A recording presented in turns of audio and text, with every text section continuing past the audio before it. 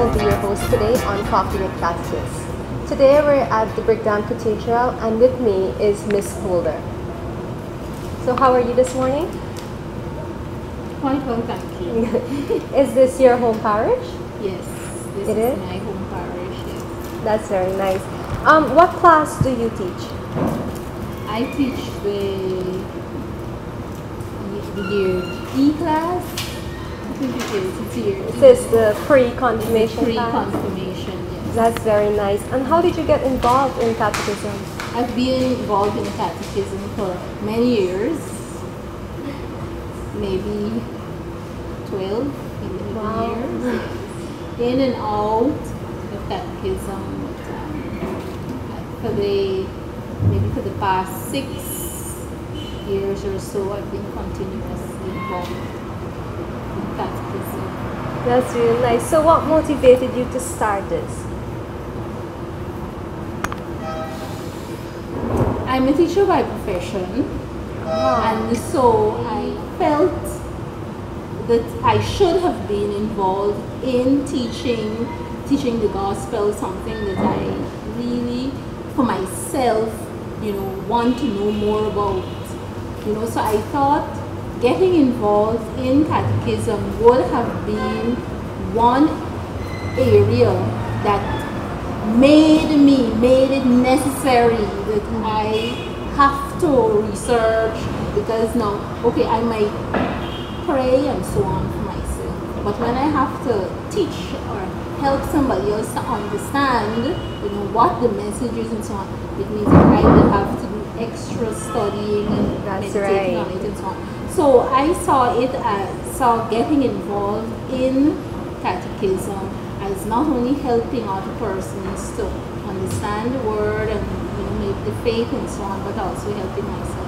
Right, that is so true, because as a teacher, when the students question you, it feels kind of bad to know you don't have an answer. So when you can go and dig down, you not only benefit them, you benefit yourself by learning more about something like that. Would you say you have adequate training as a catechist? Oh, we never have adequate training. That is so true. We never have adequate training, because why I'm saying that, life changes every single day, every week. Sometimes you plan your lesson. Look, last week, for example, we were looking again at the books of the Bible. It went from the books of the Bible to dreams, to possession, demon possession, to all over the place, And it's not that there was no control of the class, but it is good when the children can communicate. Right. So when they are talking and sharing and so on, I like to give them that, that encouragement. So to answer the question directly or truthfully, where I don't think that I am qualified, where I can say, oh, I'm well qualified or I'm completely qualified for teaching, because it's a continuous process. Right, so getting back to what you said about when they come forward and you kind of stray off topic, I find as a catechist myself that the children's interaction is key to the class, and from that they grow and they learn. It doesn't have to be centered all the time. Exactly. So when they can come off and go on, they feel that they can interact more and it's more on a base level. Yes. That's very nice. In all your years of teaching catechism, do you think that even today you see a need for more catechists in this parish? Yes. Not just a need, because you get people coming forward, but there's a passion. The passion for teaching is key. The passion for understanding the word and desiring to know more and to give yourself. It's more than just I'm at a loss for words really, but it's more than just wanting to teach. Right. It's more like maybe something deeper inside of you, because sometimes I amuse myself. Sometimes I'm saying, oh gosh, teacher, okay, we're going to do this thing, and all week I'm working on this lesson. You know, so it's not just coming, it's being prepared to really leave a message to make sure that even, you know, you don't want one person leaving knowing. Right. It's an entire group of young people, and the young people can be, I don't want to present the young people here as not interested or anything like that, but they have so many things bombarding them. They have so many things bombarding them. The catechist in particular, because when it comes to Christ, when it comes to the Word of God, we find a lot of things that don't need to, that can pull them away. That is So we have got to find that way. We've got to have the passion, you know, to go that extra mile. You know, to go that, I don't know, we can't do it without the Holy Spirit. That's very true. And I am not finding the right words, so I'm hoping that my students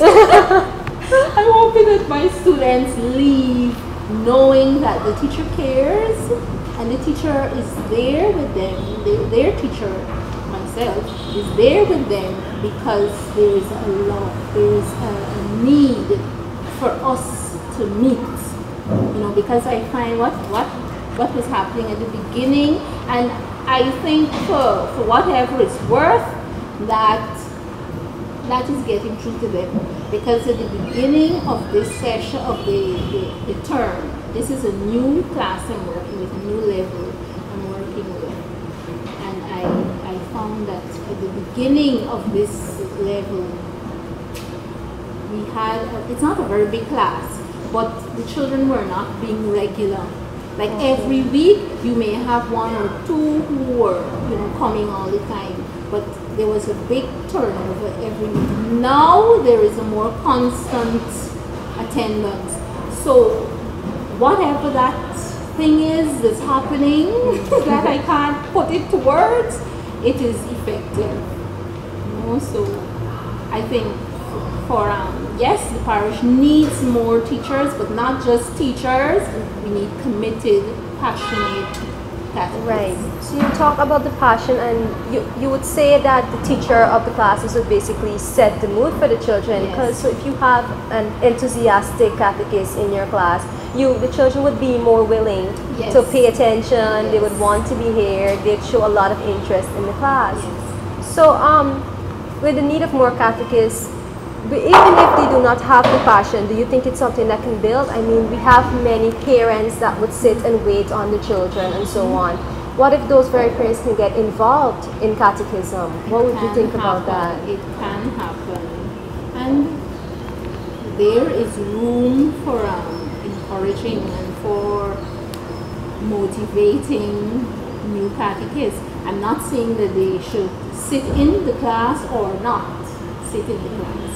Because if a teacher knows that they have parents sitting in the class, unless that teacher is seasoned, when I say seasoned, I mean experienced, Right. you know, that teacher may very much be distracted.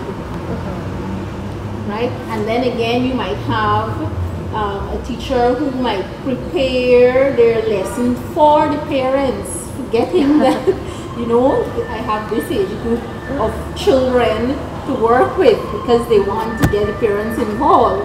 Right. You know, so maybe not having parents sit in the class, but like how a teacher was absent this morning, parents who you would find usually hanging around, you know, they can be invited. So they can substitute as well, and they can Exactly. actually participate as an assistant as well for the time being with the teacher, and from there they can grow. They can, because the years gone by, when I was with the pre-confirmation class, there was a parent who came and she sat there, you know, and you know, I was wondering, why is this parent always sitting here? And then I spoke with her and she said, well, this was the reason and so on. And we had her actually participate, you know, after we understood why she was there. We had her, you know, a few times say something to the students so that Right. the students also, because I'm sure that if I was wondering why is she sitting here, the children might have had children who might have been asking the same question to themselves or maybe to one another. But having parents, participate would be good, and that might be a good suggestion for the administration of the Sunday school to consider, watch parents, who are always around and so on, and get them involved. Right. So, in 12 years of catechism, what are some of the challenges that you have faced? What are some of the challenges?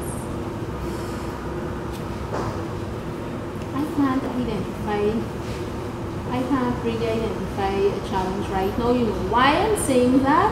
Not there have not been challenges, but for me, because a lot of the times I either work very closely with the teacher, might be working with the teacher. I either work very closely with that teacher, or I work alone.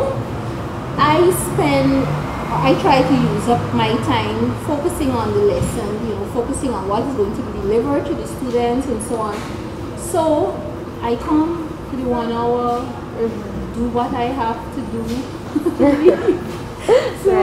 So to say, and then they've always had, if you ask for things, you're facilitated. So I really can't. Maybe there are challenges, but They're minor. I am not bothered by the I'm not really bothered by the challenges, so I've not given them much thought. So I can't identify any of those offhand. Okay.